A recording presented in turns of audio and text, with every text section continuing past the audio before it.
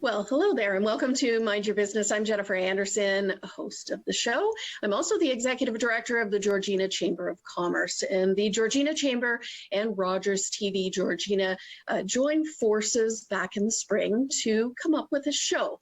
And we had talked about doing a show for a long time, but it seemed fitting as the world changed, as Georgina changed, and businesses were in need of help and resources that we start this show. So April 1st, I believe, was our first show, and we've been doing the show weekly ever since. This is actually our 33rd episode of Mind Your Business. We've had 77 different businesses and organizations represented from, businesses, stakeholders within the business community, and of course, all levels of government.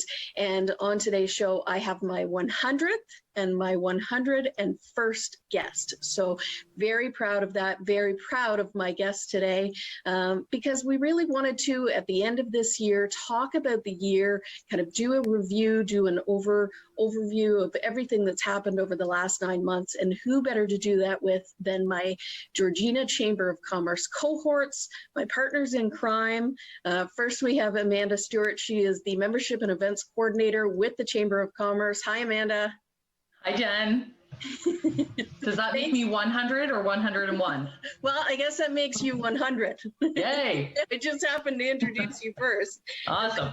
Yeah, my 101st guest is Taylor Felix. She is the Marketing and Tourism Advisor with the Chamber. Hey, Taylor. Hi, Jen. I'm proud to be 101. That is pretty cool. I think, for things that have been happening this year, the fact that we have created a show and we've now had, 101 guests on the show in 2020, I think is a pretty good thing, something that I'm proud of. So we are going to kind of go through the year. We're going to talk a little bit about what the Chamber has been doing and what the business community has been doing over the course of this year. And, if we go back to the beginning of the year, started out like any normal year. The Chamber was no different. And of course, we were planning for a couple of big events. The first one was our Women in Business event. Amanda, I'm going to start with you. Let's talk a little bit about Women in Business because it changed this year. It absolutely did. So similarly to previous years, we did work in conjunction with the East Gwillimbury Chamber of Commerce. The only difference was we got to host this year. Typically, the event is held at Silver Lakes, but we decided why not bring it to the Link? The Link is certainly a space that is welcoming and creative and inspiring. So it's a perfect little location to host some women. So that's exactly what we did. And I think we did all right. We sold out our first ever full day women's conference at 120 guests. We had speakers in the morning. We had breakout sessions in the afternoon. And man, was it ever great to see the hustle and bustle in the Link. It's definitely something that fast forward a couple months is certainly missed at this point, but it was great. It was fun.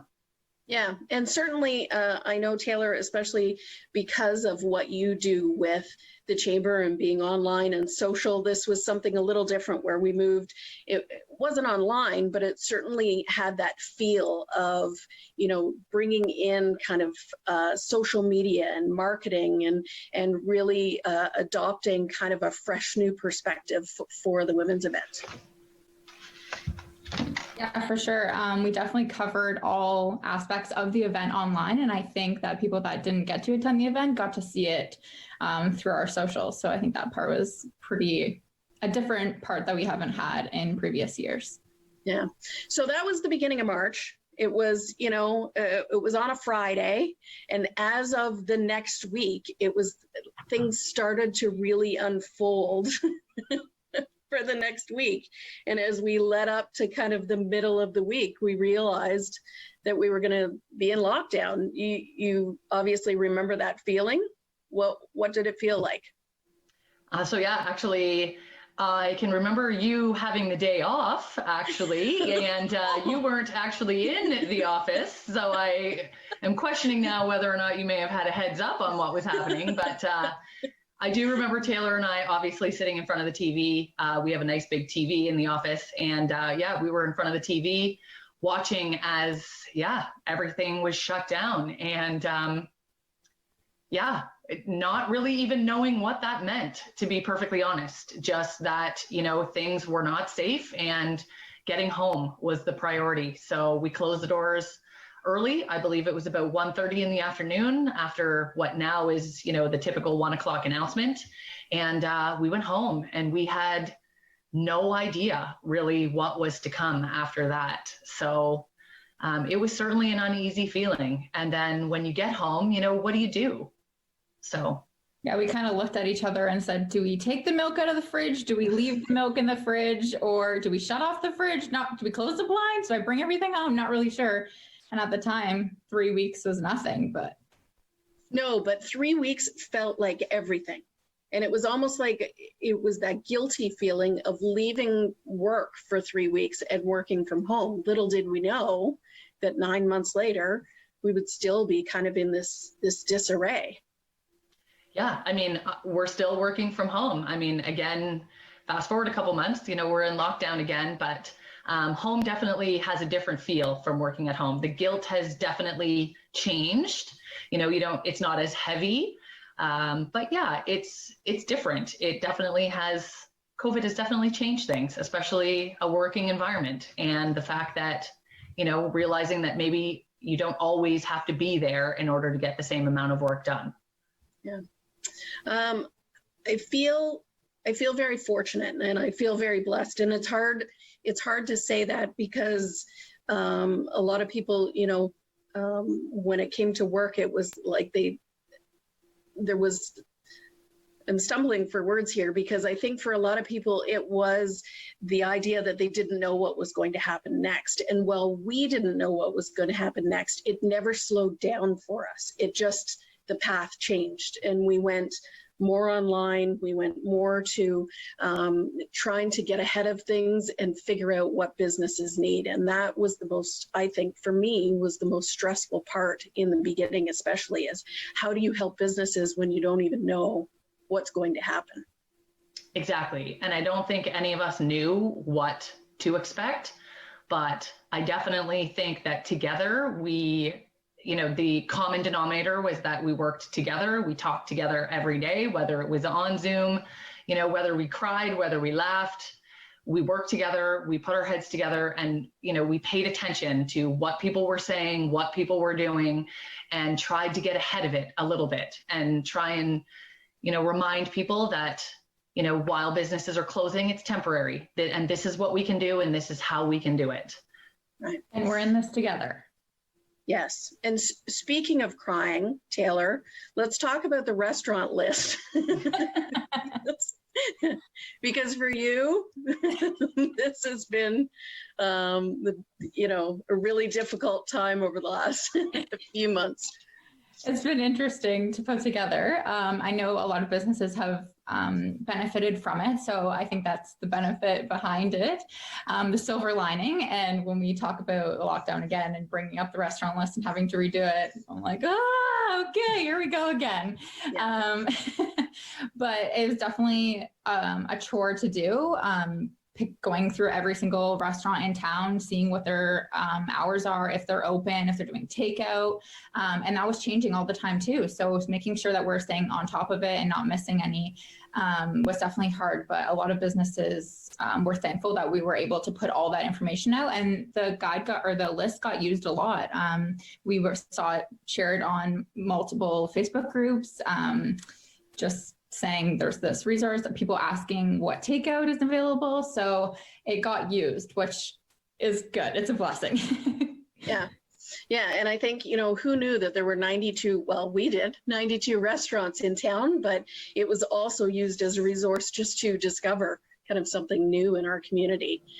So we have had many versions of that list up on social media and on our website as we went through different stages and then went into a modified, and now we're in lockdown. So every time there were changes to the restaurant industry, we had that list updated. I say we very loosely because that was a majority of you fixing those and a few stressful days for Amanda and I, but I'm giving you the bulk of that. That stress. Yeah. Yeah. And, kind of coinciding with the restaurant pages were our COVID pages and the resource pages. And that was one of the first things that we really put up on our website. And I think it was pretty valuable. How about you? Yeah, I would agree. Yeah. A lot of it also, for me, became very real when those COVID pages went up. It wasn't something that was going away overnight, and it stuck. And for me, it was certainly somewhere that we could send businesses as a starting point. If you need immediate assistance, whether it be financial, whether it be support of any kind, go here, start here, and then kind of reach out from there. And I think more so than ever, it kind of propelled us forward as a very reliable resource during these difficult times. And, I think that that's one of the best things that came out of this for you, Jen, is that, you were on top of those announcements all day, every day, sending out emails to our members, sometimes 3 and 4 times a day, as things were changing, as financial resources were becoming available, as other supports were becoming available, as restrictions changed, as they loosened, as they tightened again, as they are continuing to change and evolve. So I think that more than ever was certainly valuable to our to our members as well. Yeah, and for us, it's easy to find that information. And I use the term easy very loosely when you're dealing with, different websites and the changes that are being made almost daily. But for us, we were able to kind of navigate those websites. And when businesses and business owners are stressed, the last thing they want to do is have to research. They just want to be able to have the information at their fingertips. And I think that's what helped. But yes, there was, I think, about 80 different COVID-related emails that have been sent out over the last few months that were specific to COVID resources and financial support and information. So, yeah, I agree. And I think those COVID pages, just to have the public be able to recognize that there was a resource page for information, was also pretty helpful. We started something very early on this year. We normally have a Shop Local campaign, and we decided during a global pandemic that we should increase what we were doing and started a little early. So rather than just a holiday Shop Local campaign, we started it in June. Taylor, tell us a little bit about it. You're flaunting the shirt. You're flaunting the logo. Yes. I actually am double layered with our logo right now. I'm proud of this logo. I worked hard on this logo. But we usually do Chamber Charlie. So that happens beginning of December, and he runs until December 4th. He's our little elf on the shelf. But this year we decided to keyword pivot. We hear that word a lot this year. A lot. And have the Shop Local campaign start in June. So on June 11th, we launched our Shop Local swag, and that was the first phase of our Shop Local campaign. And our Shop Local campaign is still running. We're in the 3rd or 4th phase now with many different holiday campaigns running.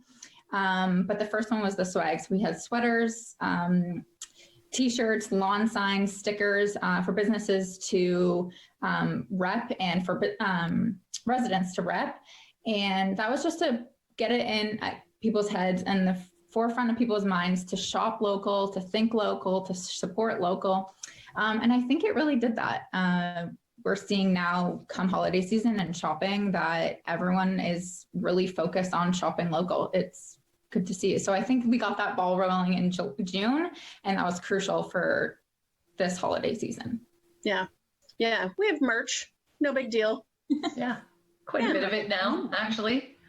It's definitely grown. It's definitely, we have a whole shop. We have a whole store. Not too many people can come in and see it, but when they can, it is there.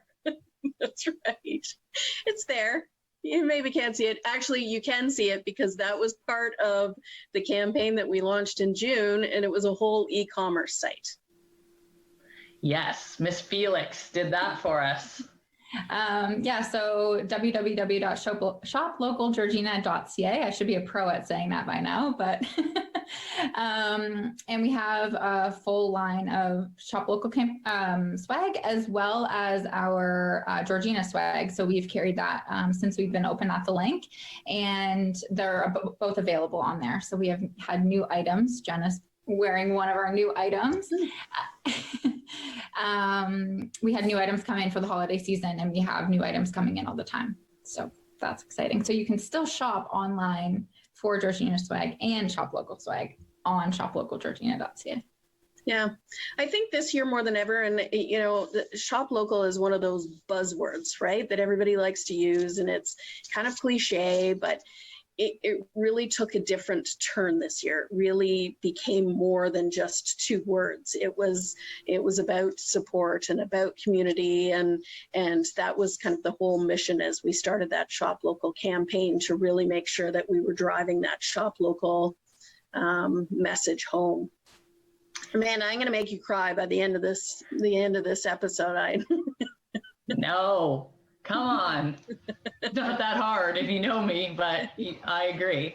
And I agree. I think the biggest thing for us was putting some faces behind those buzzwords, right? Everyone says shop local, shop local, shop local. But, when you are putting a face behind the business, and you're recognizing who it is that you're supporting, and you are more than ever aware of some of the wonderful things that they do within the community, and that is why you are shopping local, and that is why you are choosing to spend your dollars in their store, it means so much more.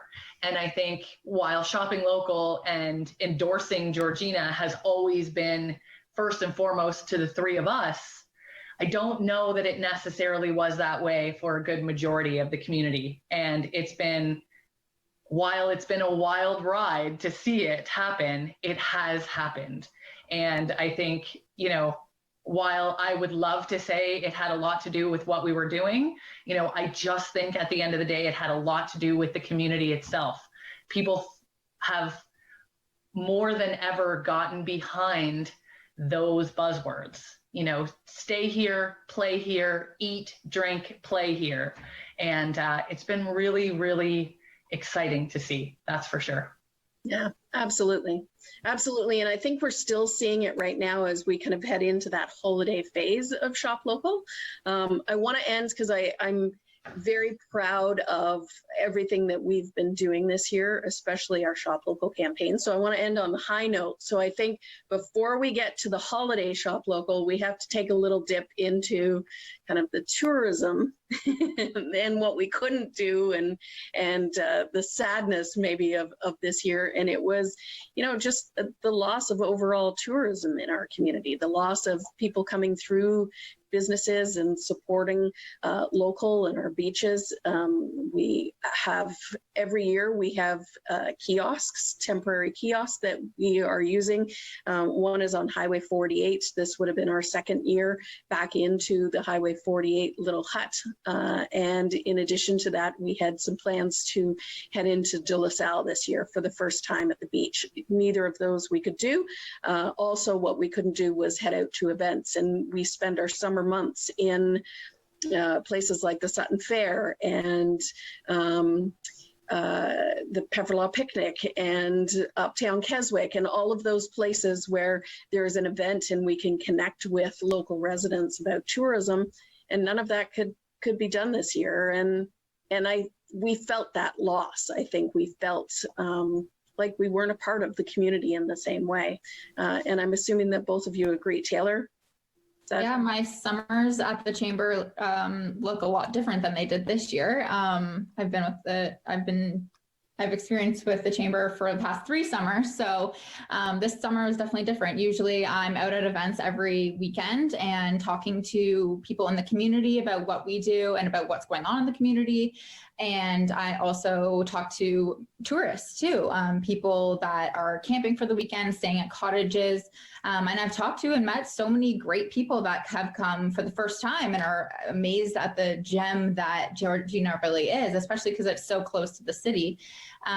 We do get a lot of those day trippers or people coming for the first time and kind of stumbling upon it too. We get people going up 48 to their cottage and then realize that Georgina is just right here with a lake and beautiful beaches and all that kind of stuff. So yeah, this year I definitely missed that connection with all the new people that have come into Georgina, and hearing the stories. I've heard so many stories of people that have owned their cottages with their families for 30 years and what their experience with Georgina was like. So I definitely missed that piece of tourism and meeting new people coming into the town. So.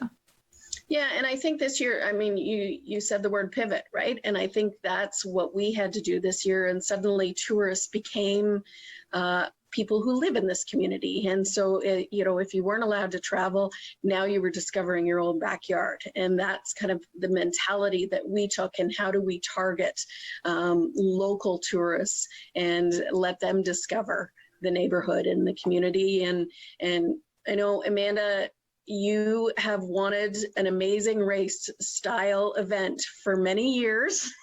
And while it may not have kind of been the amazing race completely, we were able to create a new event this year that got people moving around this community. Yeah, so we had our first scavenger hunt, the Discover Georgina scavenger hunt in August. And while it was amazing and we had great plans, there is always that kind of COVID cloud that's over top of you, right? That, you want people to be safe. You want people to have a great time and enjoy themselves and learn and explore. But you also need everyone to be safe at the end of the day. And the first official scavenger hunt was just that. We made sure that everyone was in their bubbles with their families. They were, following all existing COVID guidelines at the time. And we pulled off a pretty fun day. It was super, super fun, I will admit. It was the only day that we got to be at the tourism kiosk on Highway 48 while we were outside. It was still nice to be on that lawn and, see the traffic going by and hear all the horns honking as they go by and see us. So yeah, it was great. It was a good time. I think the one thing that I learned from it specifically, though, is that there's definitely an amazing race in our future. That's for sure. Because if we can pull off a scavenger hunt, we can pull off an amazing race. That's Absolutely. For sure. Absolutely. And not only was it a successful one, we did it again in October. So there's definitely more scavenger hunts and more amazing races in our future. I think there is a lot more in our future. That's for sure. For sure. People are still messaging us saying, when is the next one? They're excited. Yeah. We're excited. So as we head into, the last few weeks of the year, we are finishing and wrapping up our holiday campaign. It has taken place over the last several weeks, and there was a few different aspects to the holiday campaign this year. The first one was a partnership with the Kinsmen, and this was something new that we were doing this year, Amanda. Yes, so we met with the Kinsmen early on, which was great, and they had some big dreams. They had some big ideas, and I know myself, I was thrilled that, of all the other agencies or organizations, let's say, that they could have partnered with, that they reached out to us. And yeah, it came together rather quickly, and it kind of branched out into several different things all at the exact same time. So luckily for us, we had the storefront challenge. So the idea originally was a light display all across Georgina, bringing businesses, members and non-members together to reignite that Christmas spirit, to give the kids, the families, just people driving through Georgina or moving around Georgina, something to look at, something to, enjoy over the holidays, given the fact that, there's been quite a lot of loss this year, or postponement, let's say. So the storefront challenge was first and foremost that came out of it, keeping in mind that with the Storefront Challenge came us visiting each of those stores and purchasing gift certificates from each of the participating stores that we then have had the awesome opportunity to give away to people in the community. You know, we've luckily been able to do that and share the wealth a little bit. You know, any business that participated, we went in, we bought gift certificates, we got to talk with them, we got to hear the good, the bad, the ugly about COVID and their year this year, and then essentially give someone in the community the opportunity to go into that store and buy something and keep them afloat. So it's been awesome. It's been super fun to do. Also, we took on the Shop Local Bingo, which is still running right up until Christmas Eve the 22nd. And so that's an opportunity for people to be able to go into stores and be able to check off boxes on their bingo card in order to win prizes. And last but not least, a really big feat that we took on this year was the gift giving guide. And Taylor, that has also fallen a lot on you as it's grown from 45 pages to 50 pages. It's up to what now? I think we're at 56 pages, which is excellent. And me and Jen shed some tears when we launched that. We were so proud of that. It felt so good to put out. We were at the office late one night and working on it to put it out. And then as soon as it went out, we just kind of went home and both of us cried on our way home, like just so proud because all of those businesses. Who's kidding who? Amanda was crying too. She just wasn't with us. And that was probably about something totally different. No, I'm kidding. It was a great day. Happy to launch it. Yeah. But sorry, go Taylor, because I really want you to explain what it is. So the gift guide is full of local businesses in town. It's a virtual guide online available on our website and on our Facebook page. And the guide has multiple businesses. All the pictures are in each category and the links are clickable for each of the products. So someone can go on and click the link and it will be directed to the business's website. So amazing. Great resource. Yeah, amazing. And a great way to end the show because we want to encourage everybody to head to our website to be able to see that holiday campaign. ShopLocalGeorgina.ca is where you can find all of the resources to support and to shop local. And we want to encourage you, not just until the end of the year, but into 2021. Now more than ever, businesses need your help.